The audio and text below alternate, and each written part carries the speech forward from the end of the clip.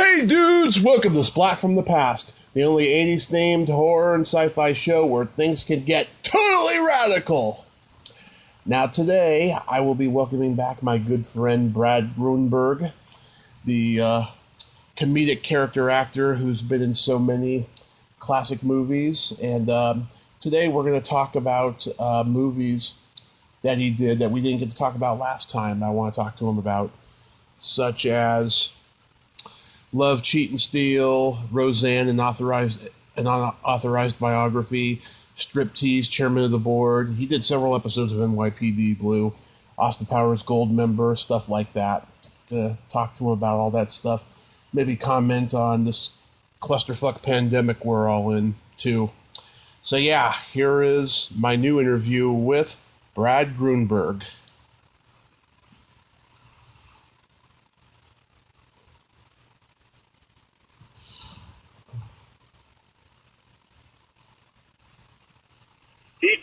TK, everybody. Big Brad, how you doing? I'm doing okay, sir. How are you today? Pretty good. Pretty good. How you holding up in this cluster? I like it, man. Sorry, I'm doing all right. Sorry, I forgot. I know who you are, but I forgot your name. I was going through a lot, but I remember you. Remember I said, who is this? Remember? I had so much on my mind, but I know the Tommy man. I just want you to know that. I know. I know, and then I know. And before I read that, my schedule got all filled up, and then after I read it, after a while and stuff, then my schedule opened up again. So don't worry about it. Oh, good, no problem. Yeah, but remember when I said, "Who are you? Who is this?" You know, yeah. I know who you are. I've done so many podcasts and stuff. But I remember our good time together, so it's all good, buddy. I appreciate it. I'm holding up, buddy. I'm holding up, buddy. Yeah, of course, man. I mean, my pleasure. Yeah, I'm holding up. How are you holding up? You doing okay? I'm a little depressed here and there, but overall, I'm doing okay. You know, I was on this diet before quarantine started. I lost 24 pounds, and good, man. Oh man, good for you. Yeah. And so I think next week the gym that we have over here is opening back up again, and I got to lose the rest of that weight and get it all done by October when I go back to the doctor, because last November, my blood sugar was pretty high. Okay, good, man. Take care of business. Good for you, man. You're a young guy. Better to do it now than later, you know what I'm saying? Yeah. So, how are the podcasts coming along? How's everything going? I thought last year was a good year. This has been the best year so far. I have gotten people that I reached out to 3 years ago, and I, persisted and got them. And I've even got a couple people who died 2 weeks later, like James Drury from The Virginian and Richard Hurd. Oh my God! Wow. Yeah. Wow. Oh, that's beautiful. Oh, that's great. You got to talk to them and honor them. That's great, man. Good for you. I feel like I have a responsibility now to interview the older people before they die. I love it. No, it's great. I mean, they'll tell their story. It's wonderful, man. That's great. Yeah. I watched that video of you on the dating game. Oh, you did? Oh, great, man. Yeah, that's a classic. That and a Love Connection are classics. Yeah. Yeah. Love Connection was my first one. Have we started already? No, we haven't started. No, we started. Oh, we are? Oh, okay. I didn't know that. Okay, good, man. Good. Yeah. When I first was at I think I told you this the first time. Went to the University of Arizona. Yeah. Revenge of the Nerds. Right. And that was my start. But after I did that, I want to start. I think I want to be an actor. I have to get, a tape on myself performing. So I decided to go on the Love Connection.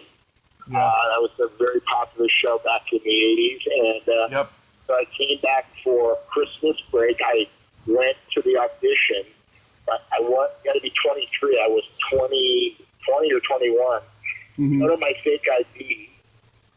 I got on the show, and I flew back to do the show. and I went on a date. Didn't work out too good, and then I threw a big party at my fraternity when it aired, and it was my first thing, my foray into show business, by being on the Love Connection, and then I did the dating game. So I had to get tape on it, and then that created my a reel of who I was and what I did. So I used game shows to get my first bit of work to show people, my talent. Yeah, I saw the Love Connection book first. That's the one we talked about last time. And then I hadn't seen the dating game, and then I watched it. You have the chef hat, and that one girl says, haven't I seen you somewhere before? And the guy next to you says, yeah, he's Otter in Animal House, when actually it's supposed to be Flounder, not Otter. Right, exactly. And oh, by the way, so that guy is comedian Jeff Capri, a very funny guy, hilarious. That's Dick Capri's son. Yeah. Exactly, yeah. Dick Capri is a very famous comedian, too. And Jeff is the best, and we had a great time on our show, not knowing we would, I knew he was a comedian, so we reconnected years later, but we've been friends for so many. And the girl I became friends with again on Facebook, she is, the greatest. That date never, okay, so I didn't want to win. See, the thing with the dating game was, you lose, you can keep going on the dating game. Yeah. There was an guy named Shalom Sherman, who's an Israeli comedian who played the accordion.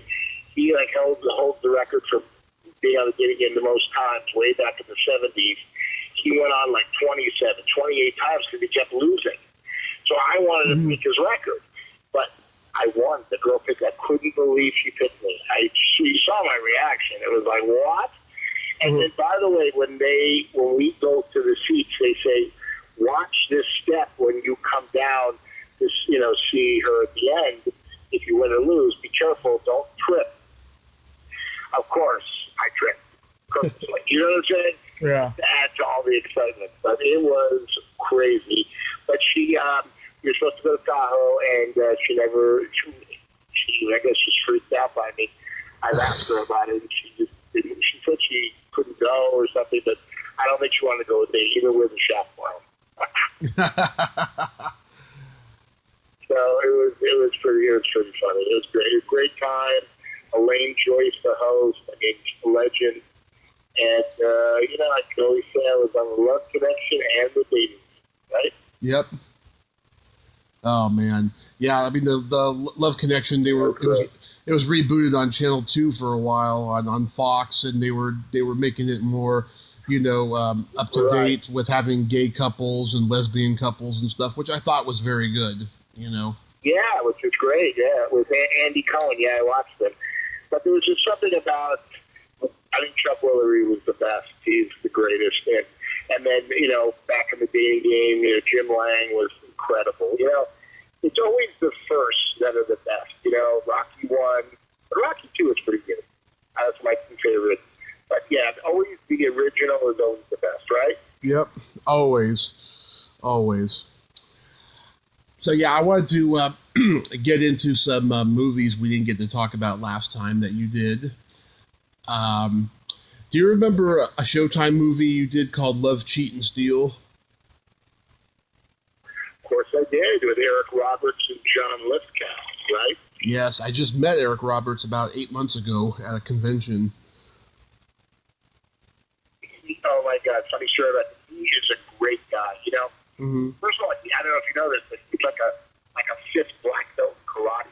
I don't know if you knew that about him. Oh, yeah, because he did that movie Best of the Best. Yeah.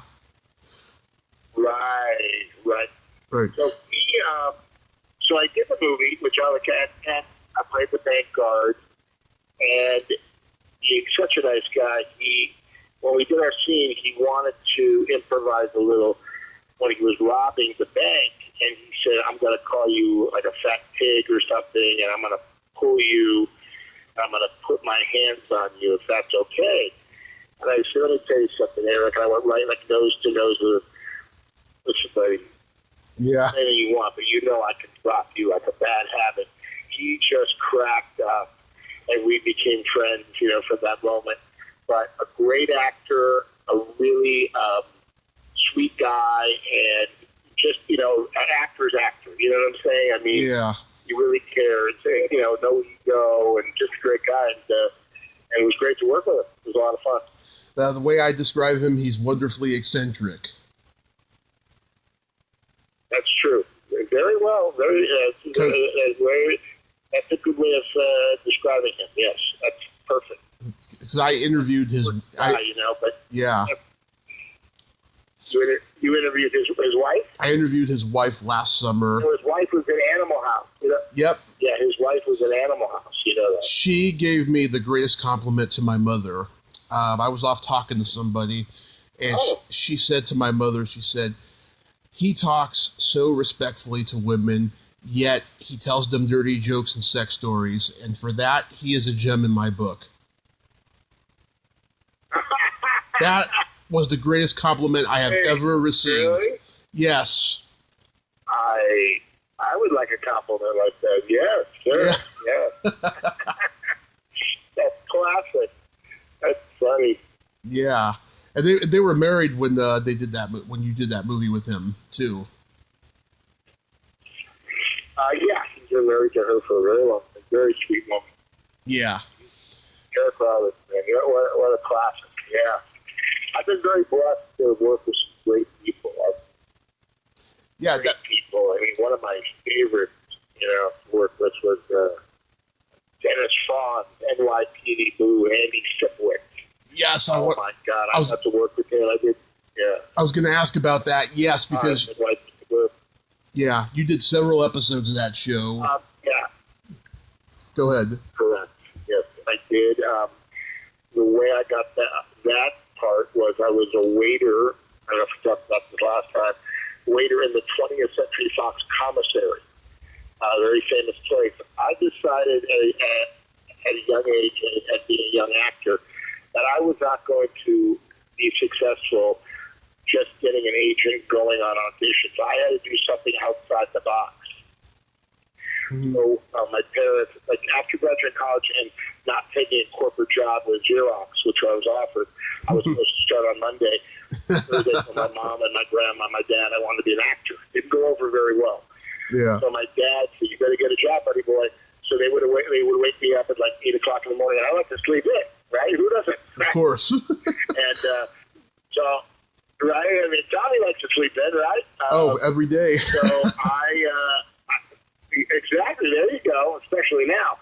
So, my mom threw me the paper and said, "Your dad wants you to find a job." And in the classifieds back in the 80s, there was an ad for 20th Century Fox Studios. And this was like my first real acting job. So I went down to 20th Century Fox. They were looking for waiters, commissary. Commissary is where, for the audience, is a restaurant where all the production, actors, producers, directors, studio people eat.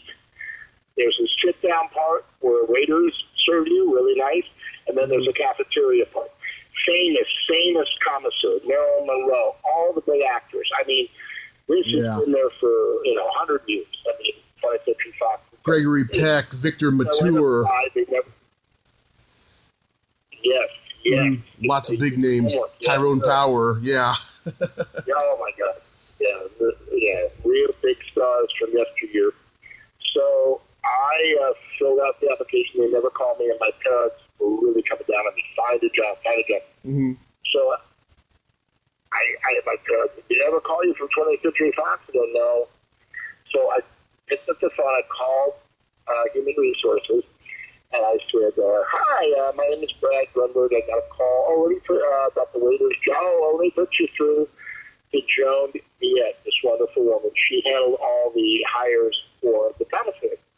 So she was, "This is Joan." I go, "Oh, hi, yes, my name is Brad Grunberg, and I got a call on my answering machine, but it got cut off and broke. But I heard you guys called about the waiter's position." She goes, "Okay, let me look here, Brad Grunberg. Oh, wow, not on the list here. I called all the waiters that I wanted to interview." I go, "Oh, well, that's how my life's been going, Joan. I'm sorry. I'm sorry to bother you. don't know what to tell my dad. She goes, oh, I feel so bad.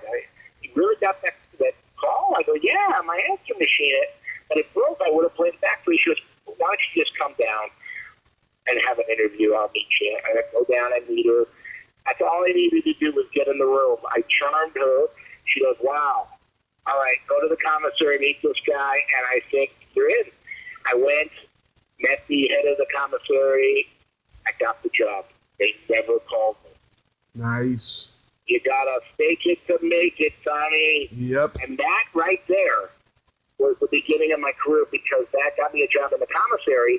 And because I was in the commissary, I met Stephen Bochco. Right. God rest his soul. A wonderful man. Loved him. I mean, he was the sweetest guy. David Milch, unbelievable guy. Still friendly with him today.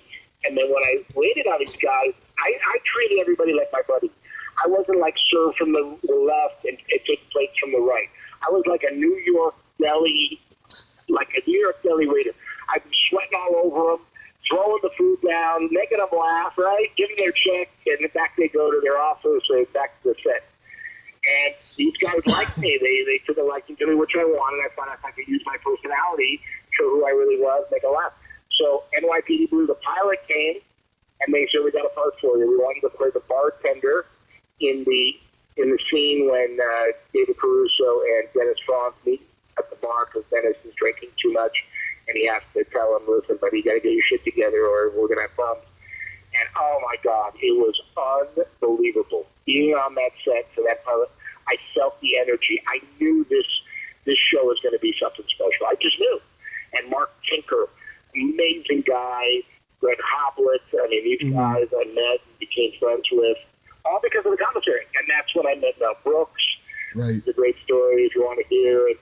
And that's so many people. To this day, some people that I worked there 4 years in the commissary, and I met so many people that to this day, after all those years of love, they still bring me in and remember me, and I still have relationships. So that's good. I did something outside the box, and it worked for me, yeah. Well, you're an actor's actor because you play guys who either have a name or they have a description. And to me, that's an actor. That's the mark of a true actor, you know, because most guys would like, I'm not going to play this character because he only has one line and he doesn't even have a name. He has a job description, you know. You got to, like, take everything, you know? Yeah. Absolutely. There's no small parts. There's no small, what is it? I forgot the phrase. There's no small parts or actors or small actors. No, there's no small parts. There's no small parts, only small actors. I forgot.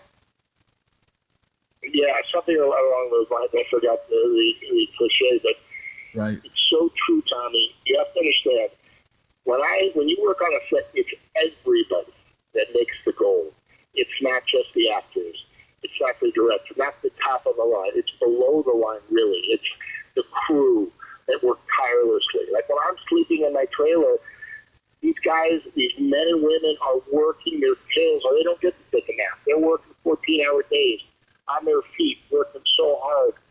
I mean, from craft service to transportation to grips, everybody. I mean, you know, camera assist, everybody works together. And that's how we make the magic. You know, anybody who thinks, oh, if it wasn't for me, it wouldn't be. No. You're just one piece of the puzzle. And that's what I love. I just love people. I love acting. I love touching people's lives with my comedy and my talent that I've been, you know, given. Yeah. And, you know, that's what I'm still doing today after all these years. I'm so blessed that after 33 years, I'm still acting and still doing what I love. Yeah, I can't stand people who think it only takes one person to get a project going, because I was listening to this one interview. There's this woman, she directed some exploitation movies in the 80s, and I loved them all. And she said that the reason why she got out of the movie business was because everyone started to take credit for her ideas, and not surprisingly, she said that they were all men. And obviously she has a grudge against men, but I just thought to myself, it doesn't take one person to make a film. It's a team effort. It's a collaborative effort, you know. She seemed to think that she was the only one who's responsible for the movie, that the director is the only one, but it's everybody, I mean, if she's got a grudge against men, that's one thing, but don't think that, it's the director, that's the whole project. It's everybody, Exactly. Men or women, it doesn't matter. That if that's the way they feel, they're not a team member, they're not a team player, they should find some other work, because it's a team effort all the way, from beginning to end, from soup to nuts. Yeah, I just don't get it that they think that, But speaking of characters, that's their own problem. I'm sorry, guys. Oh. But speaking of characters with job descriptions, you played an amateur comedian in Roseanne in an unauthorized biography. Yeah, yes, I did do that. That's true. I remember playing that part. What do you want to know about it? I was just curious. Did you get? Yeah, Roseanne. Yeah, when Roseanne had all her stuff going on, right? Yeah. Did you get? Did you get the part because someone saw you in a comedy club?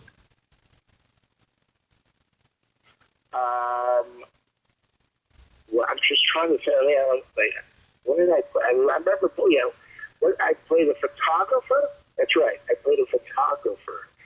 I'm trying to say. I'm gonna look it up. I was the unauthorized biography, and it said you were the amateur comedian or amateur comic. Oh yes. Right, I was the amateur comic. Yes. How did I get those? Let's see. I'm gonna go back because I've been so blessed, man. I've done over 105 credits in my reign, so I'm trying to let me go back and I'll see the director, and then it will kick in, sir. Yeah. Getting old, man. The memory. The memory is starting. But I still have a good memory. I don't know what year was that? 94. My IMDb, baby. 90. Oh, okay. I was early in the career, man. Let's see what I played there. That's great. Well, you do your homework, Tommy. I love it. Oh yeah, that's why people love coming back. Oh, there it is. Okay, there it is. Okay. So let's see who the director was on that. Okay, Paul Schneider. Okay. Yeah, I played. I think what I played was a comedian at the club. Mm-hmm. We were just looking for comics, and I just got to play this, guy on stage. I think I introduced her, or something along those lines. I told a couple of bad jokes, or maybe she was in the audience or something, I know what it was. Yes, I think I was telling bad jokes, and she was in the audience or something, and she got pissed off. One of those deals, you know what I'm saying? Yeah. But yeah. I think, when I think about it, I used to work at a place. I don't know if we talked about this last time. I worked in comedy clubs, but traditionally I didn't go that route. I worked at a place in Hollywood called the Hollywood Tropicana Female Hot Oil and Mud Wrestling. Mm-hmm. I was the MC there, and I was like Don Rickles was my favorite comic of all time. Yeah. Right? And I wanted to be anything like him. So I was an insult comedian. I made fun of myself. I made fun of other people. So I believe somebody had seen me there and asked me to try out for the part. And and I think my agent got me it. And yeah, I got the part. It was great. I think they did a couple of Roseanne movies. You know what I'm saying? Yeah. Back in the day, unauthorized. I think they did a couple in the 90s. But yeah, I was a bad comic making fun of. I think she was. Yeah, that's what I did. I made fun of. Denny Dillon played Roseanne. I remember it. David Graff played Tom Arnold, and yeah, it was fun. It's just working. Working is fun. Yeah. And like you said, that little part, and there are no little parts. Never little parts as an actor. Everything leads to all the parts together make a career, no matter if they're big or small. So, yeah, I do remember that. A lot of fun. Had to play a comic, the kind of an insult comic on stage, and it was a lot of fun. I've talked to David Graff's widow, and I almost talked to Denny Dillon, and then she changed her mind a couple of years ago. But I got a funny story. So this was the ABC biopic, right? They made an NBC biopic, and Warren Littlefield wanted Roseanne to do an intro for that one. And the executive producer on her show was this funny comedian, Alan Steven, and she had. Oh, yeah, great guy too. Yeah, I know. Yeah, you know Alan. Yeah, so she had Alan go. She's good friends with Alan. Yeah. Yeah, she had Alan go to Warren Littlefield's office to negotiate something, and he waited for Littlefield for over a half an hour and ate every M&M in his jar. And when it gets better. So when Littlefield comes in, he's a bully. He has a power trip and what have you. He's just screaming at him about stuff, and Alan tells him she doesn't want to do it because she doesn't want to piss off ABC, who does her show, and this is NBC and stuff. And Littlefield says, I want her to do this, and I want to negotiate. And Alan said, well, if you want to negotiate, then get me some more M&Ms. Oh, that's funny. That's an Alan. Oh, that's funny. Alan. Oh, that's so funny. I love that. The greatest, man. I love that.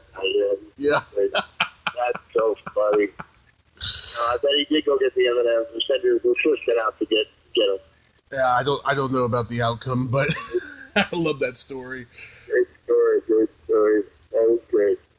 You play a DJ in Striptease. Yes, I did. That was my first away game.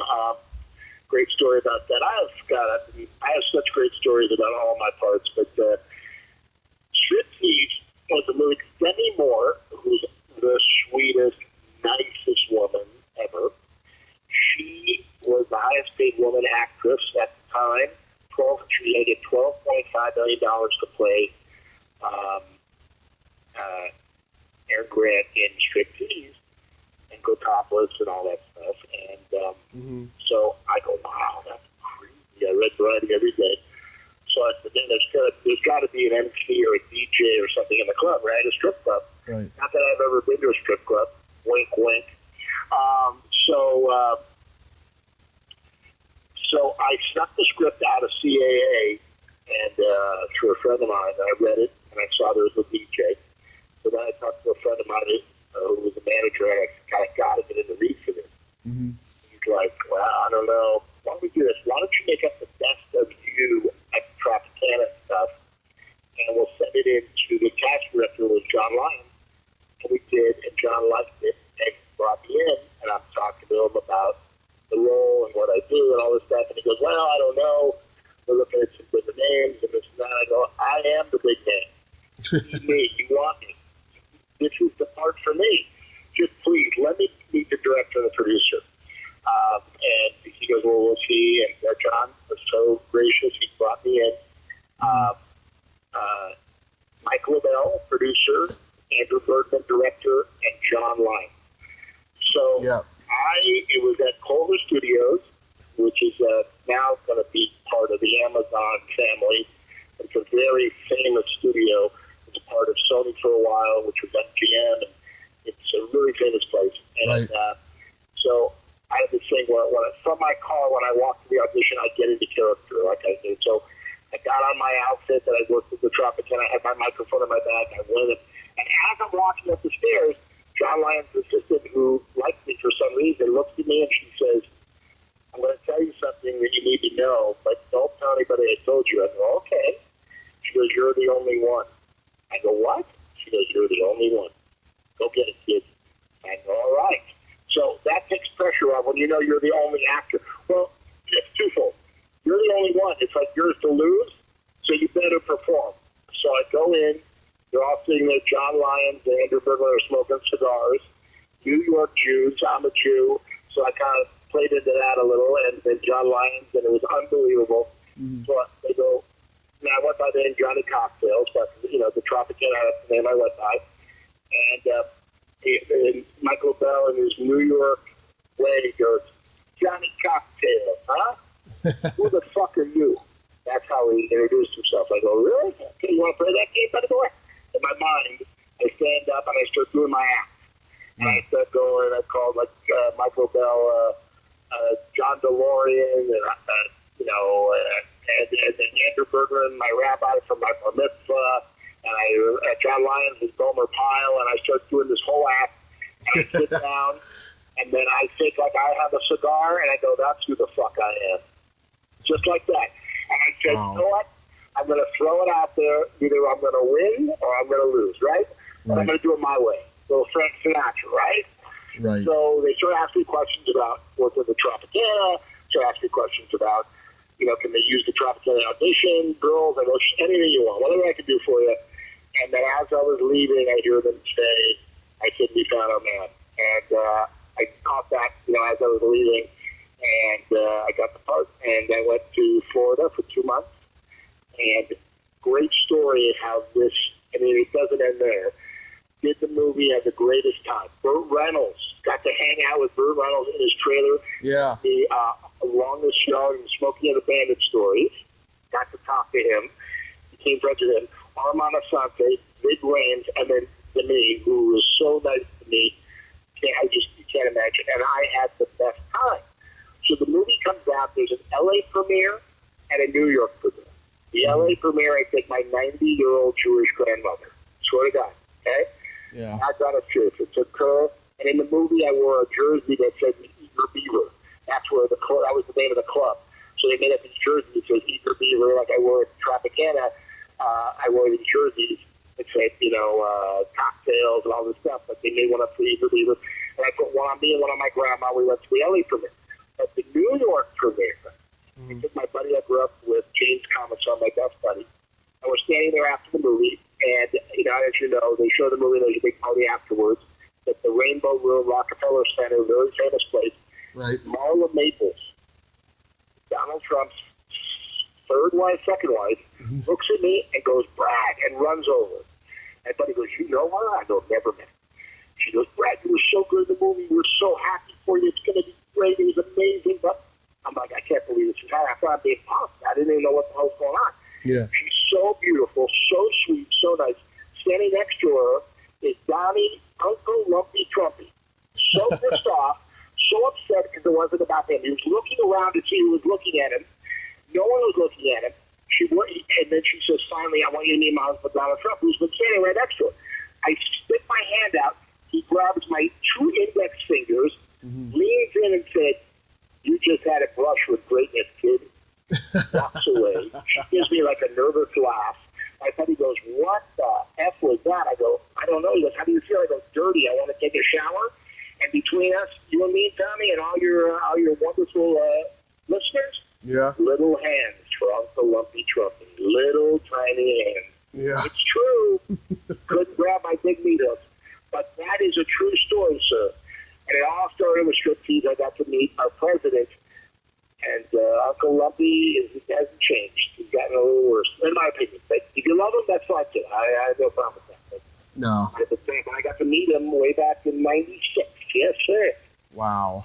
That's my story. That's Striptease. Yeah, yes. Story, right? It is, yeah. I think Burt Reynolds is great in the movie, but do you think that the movie is as bad as they say it is? No. Okay, the only problem with the movie, let me tell you the problem I have. Yeah. I write to you and my writing partner, John White, who's an unbelievably funny guy.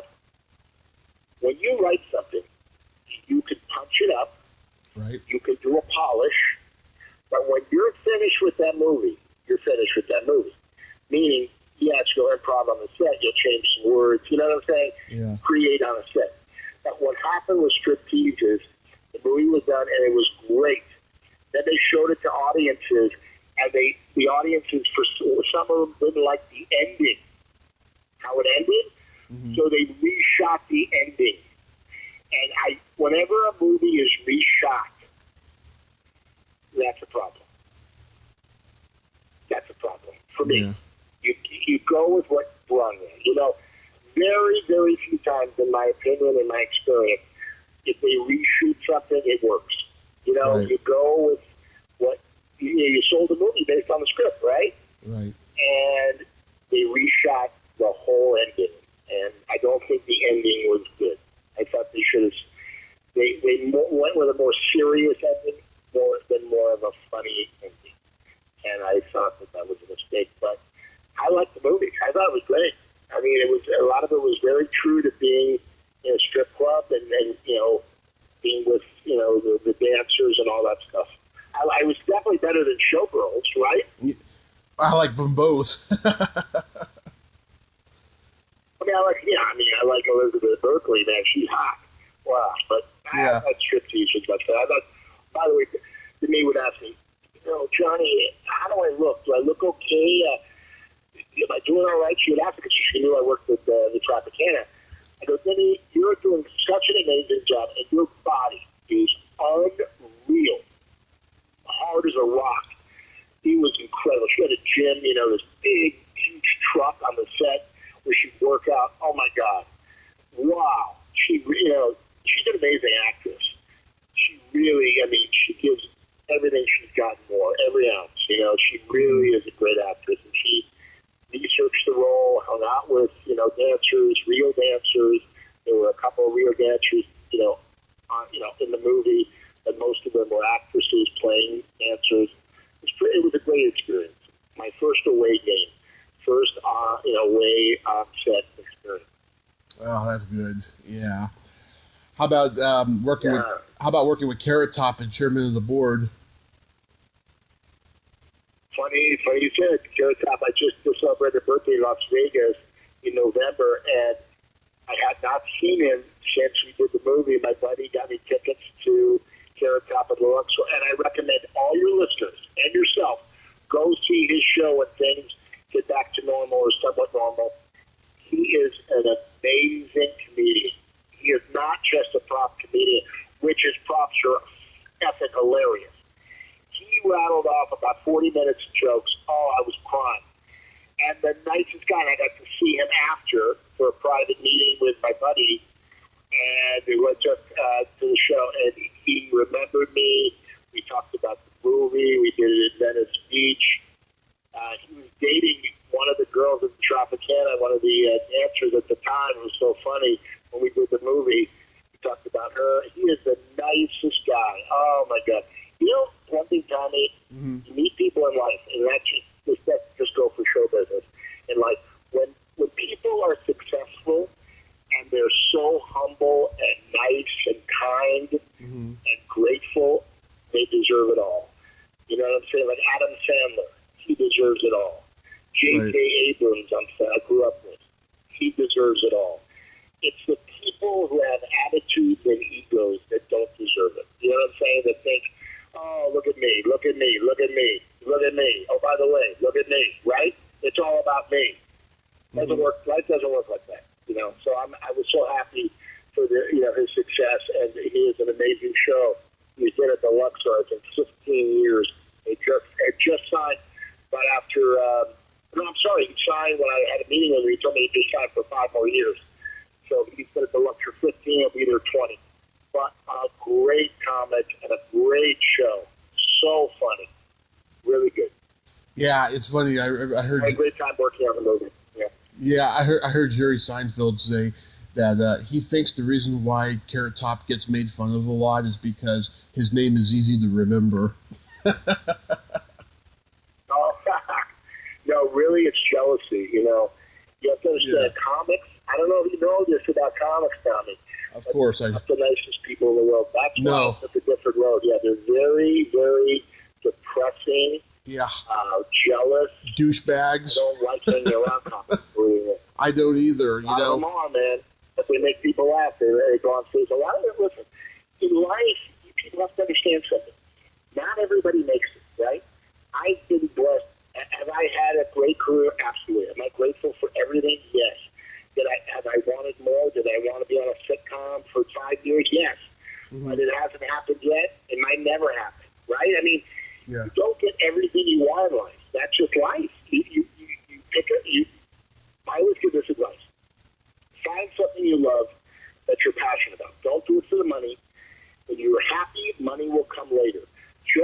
live your life happy, healthy, and do what you want to do. Okay, that's it. Do what you want to do that makes you. Don't do it for your parents. Don't do it for your grandma. Do it for you. And be happy and get up every day like you do it for free because you love doing that job, whatever it is. You know, if it's a bus driver, a garbage man, a sitcom star, you know, whatever you want to do, go for it. But don't do something. I have friends that have money, but they're so unhappy because they didn't go for their dreams. And that to me is a crying shame. You know, you live once, man. Go for whatever. Don't wait when it's too late. Oh, I should have done that when I was 20 or 30, right?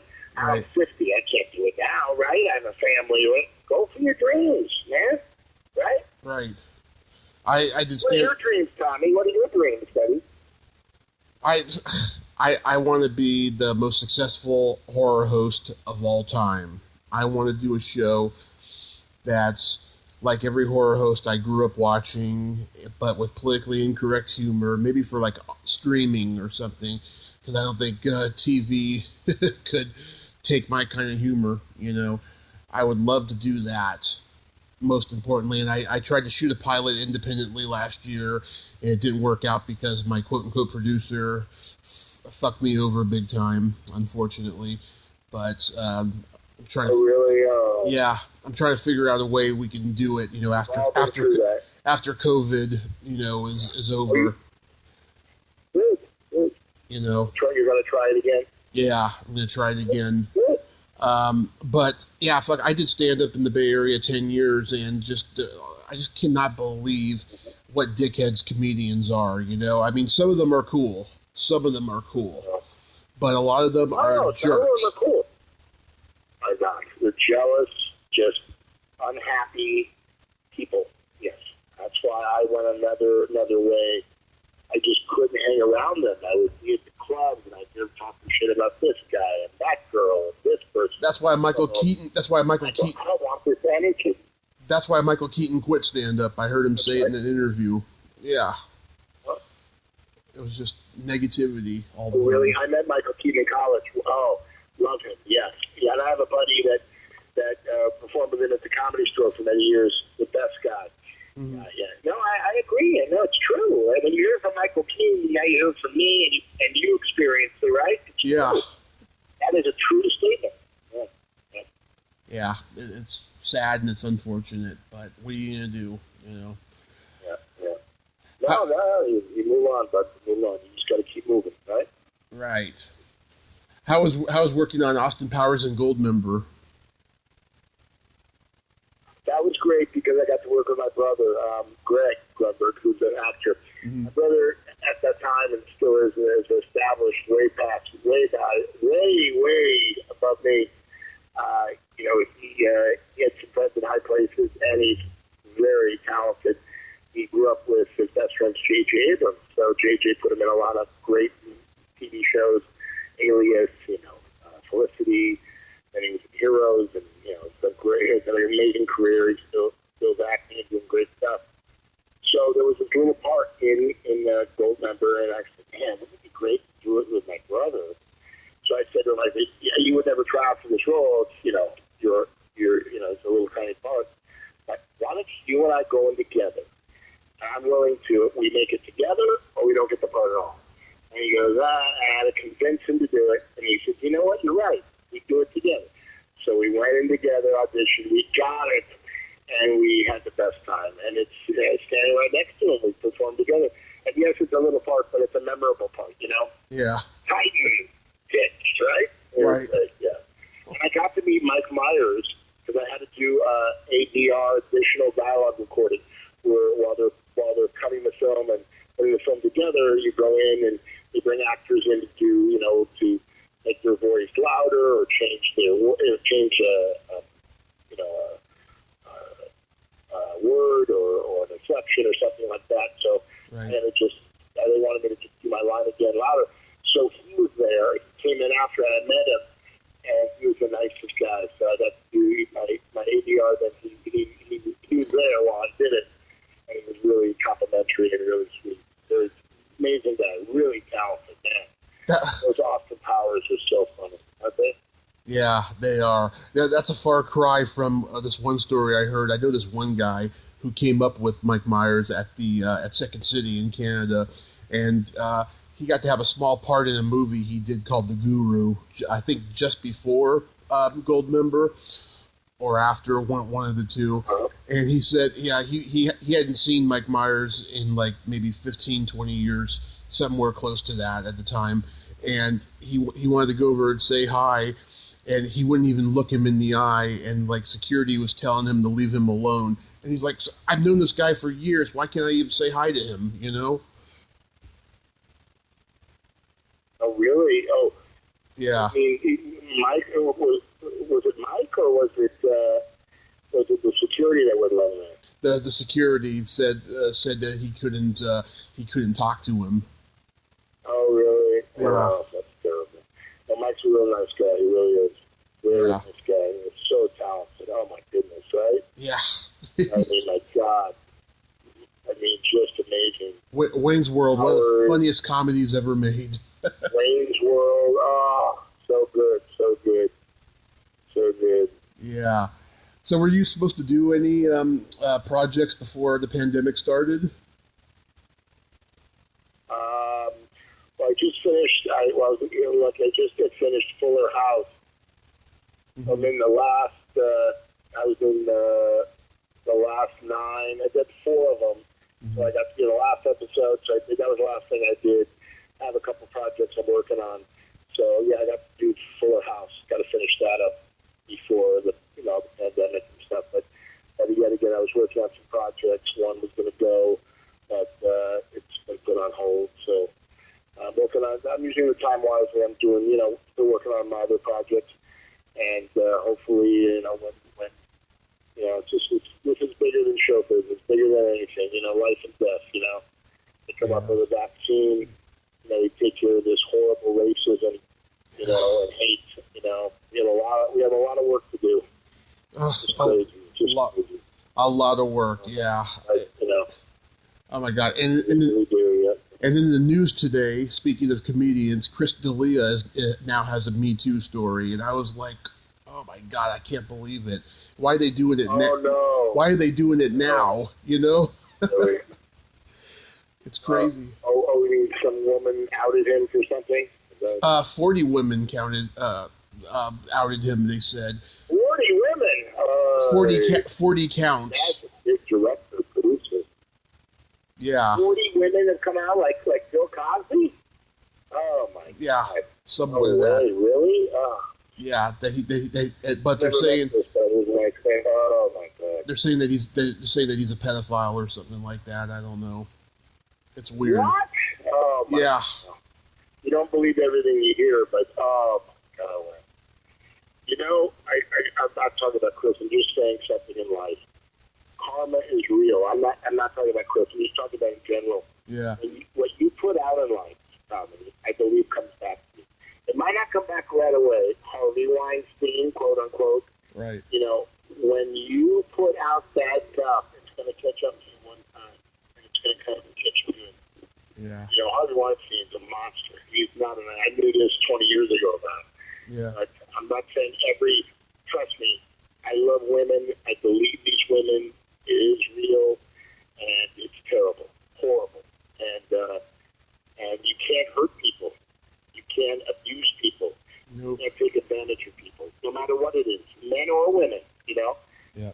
It goes both ways in show business, or in life, So it's terrible. Just it is. It's terrible. But yeah, it is, man. It really is. But God, this has been fun, man. Such a good time talking to the Tommy man. Yeah. A couple times. Are you going to be like my man John Candy, a lean fighting machine? I am going to be, after all this weight off of me, I'm going to be a lean, mean fighting machine. Good, buddy. Good. I love it. Brad, thank you so much for coming on again. Hey, man, my pleasure. I wish you the best. Good health. Stay safe. And we'll do it again. All right, buddy? All right, buddy. You have a great day. You too. Take care, okay? Okay, take care. Bye-bye. Well, there you have it. Brad Grunberg. Ain't he a cool dude? Ah, he's such a fun, loving guy. I love that guy. He's so awesome. If you like this video, everyone, please subscribe to my YouTube channel.